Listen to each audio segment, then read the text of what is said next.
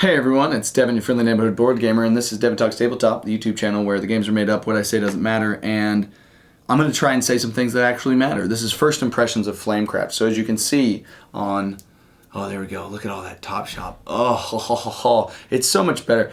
Everything that other people do is so much better than what I do in terms of just the production level, but I'll get there. I'll get there one day. This is my first impressions of Flamecraft. I'm going to be completely honest. I was going to start talking about the game, but I'm going to be completely honest and say I don't have anything to drink up here to do a timestamp, so timestamp. All right, now I can move on.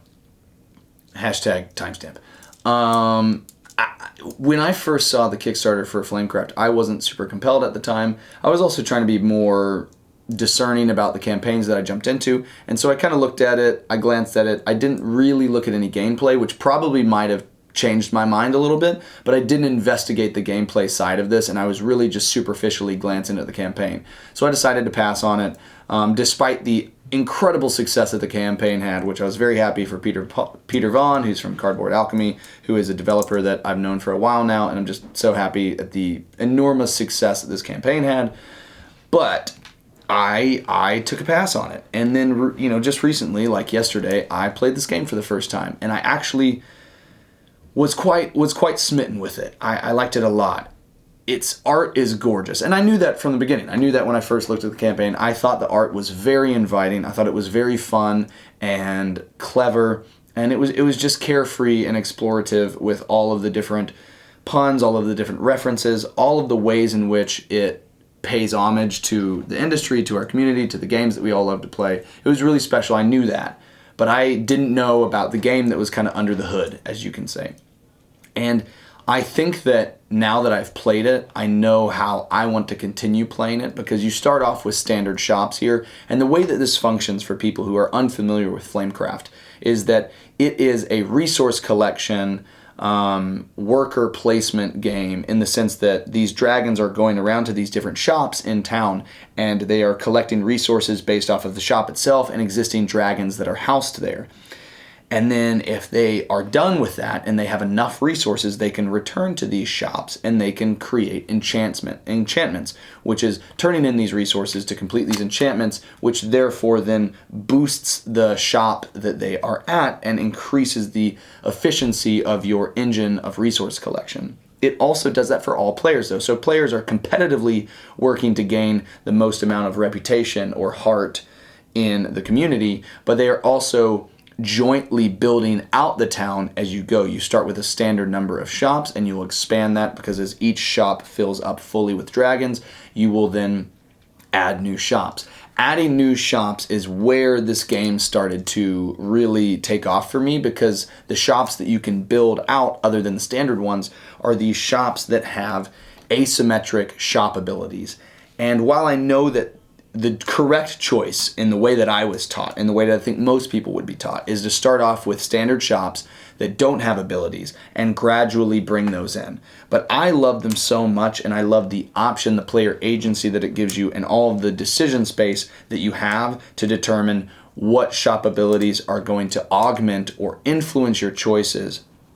I would love to just start the game with them. And I know that you start the game resource poor, and part of the process is building out the resources that you gain. I don't mind, though, playing the beginning of the game and not being able to maximize my actions with the shop abilities that are there. However, having them there from the get-go means I can immediately start in that fun planning phase of figuring out how best to coordinate movements between shops, when to gather the resources, how to use those resources to maximize the potential of what I'm doing, and then how to translate that into enchantments, and also the placement of dragons, both from the town itself and then also the fancy dragons that you can get along the way.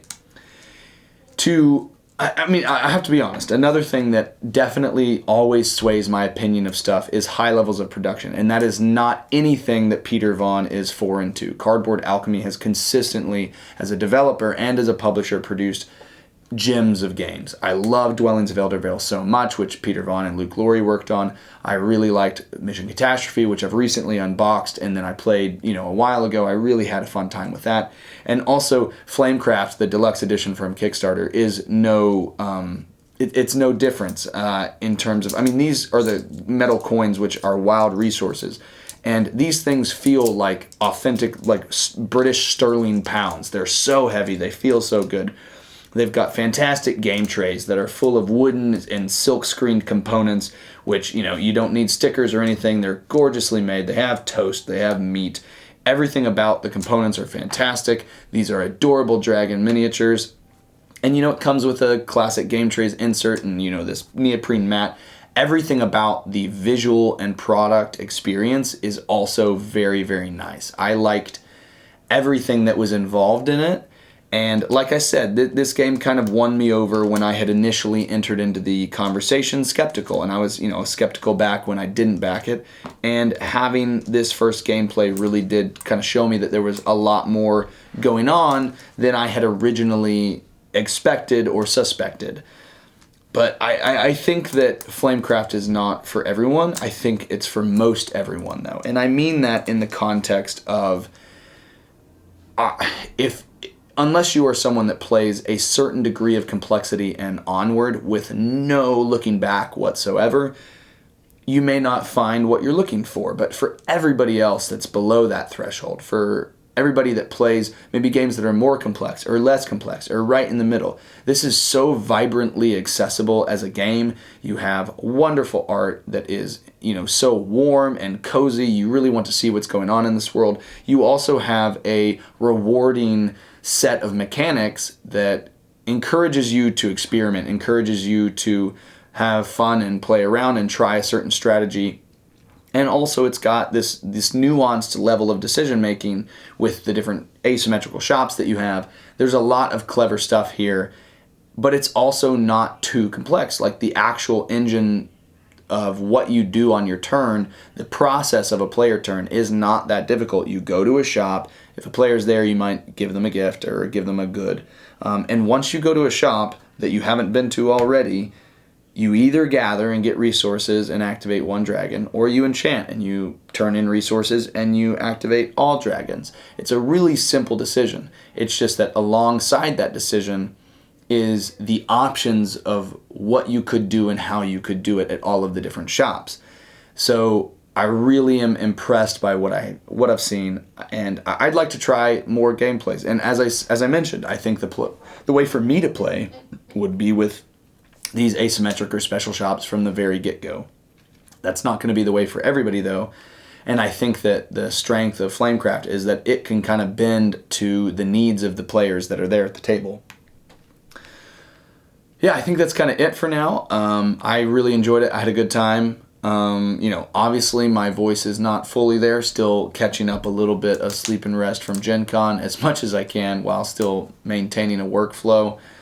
Really enjoyed this, though. I can understand why there is such a mass appeal for this game. I can understand the passion and love of its fans, and I can understand the commitment that Peter Vaughn and Brad at Cardboard Alchemy, the two of them have been just amazing as publishers, and it really shows in the games that they produce. That's all I got for now, guys. I'll see you next time. Have a good one.